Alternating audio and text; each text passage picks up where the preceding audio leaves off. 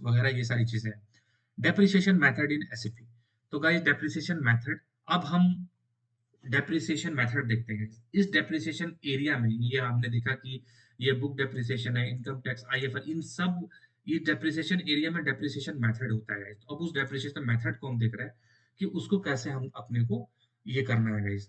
तो गाइस आप ये देखो, यहाँ पे आप गाइस ये देख सकते हैं कि अगर ये बेस मेथड है गाइस, बेस मेथड में दो चीजें, फॉर एग्जांपल अभी मैंने आपको बताया गाइस कि 1,20,000 है यूजफुल लाइफ, तो गाइस 12,000 पर मंथ का डेप्रिसिएशन होगा गाइस। आप उसके यूजफुल लाइफ से भी डेप्रिसिएशन क्रिएट कर सकते हो। अगर आपको डेप्रिसिएशन का कोई परसेंटेज चाहिए तो बेस मेथड आपको ये यूज करना होगा। अगर आपको उसको यूजफुल लाइफ से कैलकुलेट करना है तो आप 0011 भी यूज कर सकते हो। Declining balance method, guys declining balance method क्या होता है? तो the percentage of the depreciation which is calculated from the base method, depreciation का percentage जिसको calculate किया जाता है base method से, is multiplied by this factor. If we keep factor 3 then above case 10 we calculate method।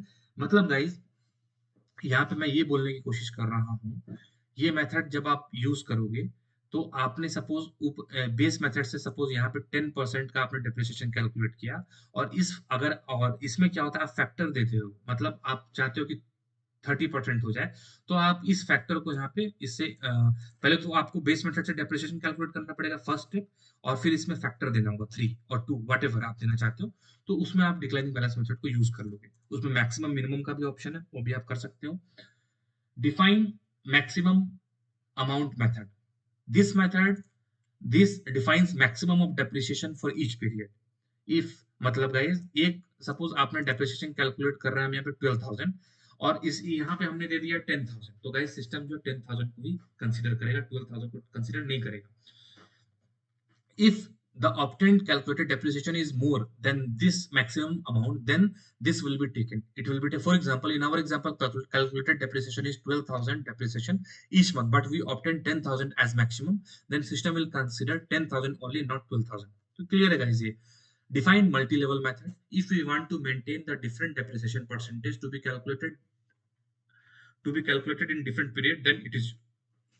तो guys अगर हम चाहते हैं कि 6 महीने हम 5% डेप्रिसिएशन कैलकुलेट कर लें, उसके बाद अनदर 6 महीने हम चाहते हैं कि 6% कर लें या 4% कर लें, तो हम यहाँ पे मल्टी लेवल मेथड हमें डिफाइन करना पड़ेगा। पीरियड कंट्रोल मेथड क्या होता है guys? Using price control method, using period control method, sorry guys ये मैंने यहाँ पे गलत टाइप कर दिया है।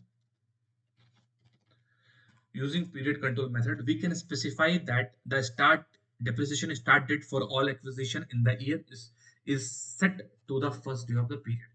तो गाइज ये मैंने आपको डेप्रिसिएशन मेथड भी बता दिया गाइज।